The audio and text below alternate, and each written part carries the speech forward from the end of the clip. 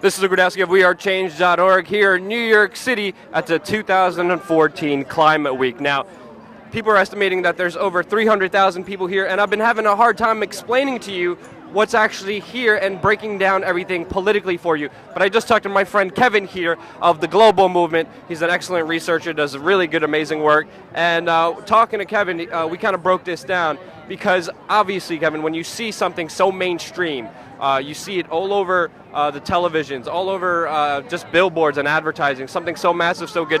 There's different sides to us that people should understand and comprehend before fully jumping in and not knowing what they're jumping into. But we've seen climate change and global warming used as a way to get more power and control from the state. Do you see that here, and how do you kind of see everything that's transpiring right now in New York City? Well, I guess I'd begin by saying right when I saw this going on, I wanted to check out the sponsors on the site, exactly who's sponsoring this. And when I first saw George Soros on there, it's questionable because it was the same as with Occupy. All right, they want to do some good, but let's check into that. Lots of socialist parties, lots of anti-fracking parties, groups on all different sides, really. And I think it's good that people are coming out here. It's obviously important. Millions of people around the world are coming together because they want change, they want to do some good, they want to make a difference. But it depends on the people at the top, exactly who are those people and why are they doing what they're doing. So if you look back at the Earth Charter, which I think is a very important charter, it explains how these groups of people basically are trying to create some kind of system, a global system through globalization and their new laws and the way that they're pushing wars and colonialization. And basically it's a socialist fascist system because we have merger of corporate and state like we have with the FDA, the FCC. We all know that there's a problem with our own nation and the way that our government and systems are, and they need to change. So as I said, it's good that we have all these people out here. Everyone is definitely pure of heart where we are right here, right now in New York. I'm sure it's the same across the world. And I think that we need to just keep following through with this. We need to make sure that we do see the innovations that are coming out there and kind of evolve, not look at this as a revolution, but an evolution. And we need to make sure we get solar panels in our roadways. They're cheap. They pay the system back itself. Instead of spending $6 trillion on Iraqi war, we could have gave $4 million to each person in America and we'd still have money left over.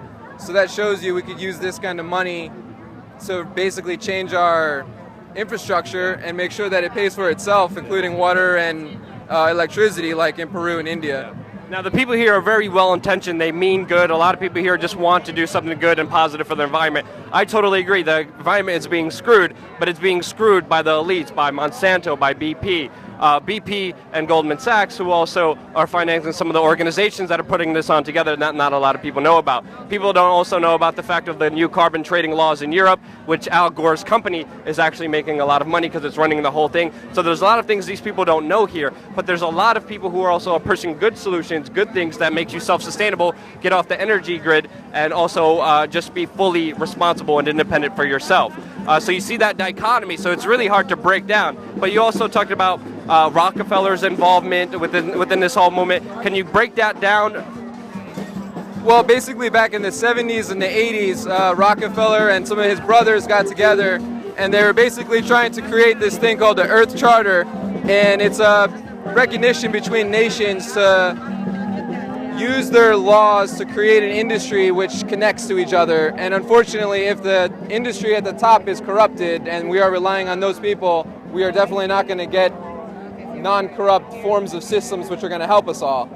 So I think right now, this, beyond anything, this is definitely creating an awakening. It's allowing people to hear some kind of new options, what's out there, and obviously visually people know something's going on. We need to understand more about it. So I'd say, if anything, right now is a great leaping point to continue our education and seek innovative ways, and not just innovative, but changing food systems as well as our community systems, personal as well as regional. Yeah. And I think that's really key. Studying the different movements around, what kind of solutions do you think are best oriented that people should go into? You were talking about Peru and the Peruvian government doing something amazing as well. Can you break that down? Sure. In Peru, just this year actually, same as India, they basically have programs where they've created with wind energy and water energy. They've created new sources of energy, and they're allowing their citizens to live free off the grid, basically, as you could say. Basically, it's paying for itself, so they have free energy for their homes. They don't have to pay gas. They don't have to pay water. It's included. And as we've seen across the world since around 2011, 2012, people are trying to get free healthcare, free education, and the world is connected now, so we all know we're human beings and we deserve better, and we can do better. Yeah.